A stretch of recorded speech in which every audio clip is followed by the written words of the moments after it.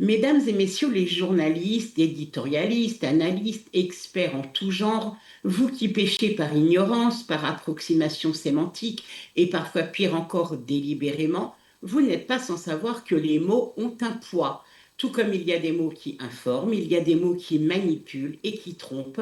Contrairement à ce que titrent, disent ou laissent entendre de nombreux médias français et internationaux, Israël n'est pas en guerre contre le Liban.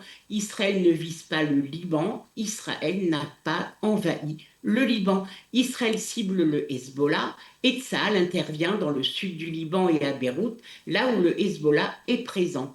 Le Hezbollah, ce n'est pas le Liban, c'est une organisation armée soutenue par l'Iran, classée terroriste par une grande partie de la communauté internationale, y compris par la Ligue arabe ou la Confédération des pays du Golfe, et dernier pays en date, le Costa Rica, il y a quelques jours. Confondre un pays avec une milice terroriste, ce n'est pas une nuance, c'est une faute d'analyse, une faute journalistique, une faute morale. Les faits, eux, sont implacables. Le 27 novembre 2024, un cessez-le-feu est signé. Le gouvernement libanais s'engage, désarmer le Hezbollah, le repousser au nord du Litanie, reprendre le contrôle. Un an plus tard, le Premier ministre libanais, Nawaf Salam, promet que ce désarmement sera achevé d'ici la fin de l'année 2025. Mais 4 mois plus tard, le Hezbollah est toujours là, armé, structuré, actif. Et rappelez-vous, mesdames et messieurs les journalistes, éditorialistes, analystes, experts en tout genre, que si des civils innocents sont touchés en dépit des avertissements lancés par Tsahal en amont des frappes, et on ne peut que le déplorer, ce sont des victimes collatérales d'un choix. À l'instar du Hamas à Gaza, le Hezbollah utilise les Libanais comme des boucliers humains.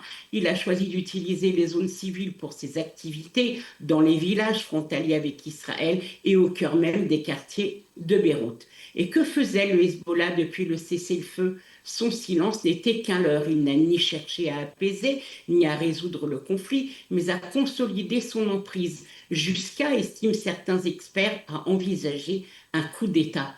Et rappelons de qui l'on parle. Le Hezbollah, c'est le double attentat de 1983 à Beyrouth qui a fait 241 morts parmi les soldats américains et 58 parmi les parachutistes français. Le Hezbollah, c'est aussi l'attentat contre l'ambassade d'Israël à Buenos Aires en 1992, puis celui contre le centre communautaire juif Amia en 1994. Il avait fait 85 morts, et aussi à Bourgas en Bulgarie en 2012. Alors le 3 mars, début de la guerre contre l'Iran, le Hezbollah entre dans la bataille. Depuis, tirs incessants de roquettes et de drones vers le nord d'Israël, des dizaines de milliers d'Israéliens confinés dans les abris, d'où la riposte, on ne peut plus légitime, de Tsahal. Et depuis le cessez-le-feu, il y a presque un an et demi, qu'a fait le gouvernement libanais? Il a bien tenté de reprendre la main, interdit toute action militaire du Hezbollah et demandé de ne plus parler de résistance en parlant de lui. Des mots forts, hein, certes, mais sur le terrain, inaudibles. Et surtout, personne pour prêter main forte, ni État, ni organisation internationale.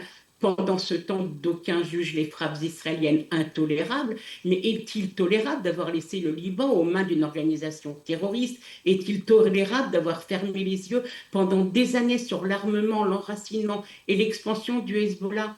Non, mesdames et messieurs les journalistes, éditorialistes, analystes, experts en tout genre, Israël n'est pas en guerre contre le Liban. Non, le Liban n'est pas occupé par Israël, mais bien par le Hezbollah et par extension par les gardiens de la révolution islamique iranien.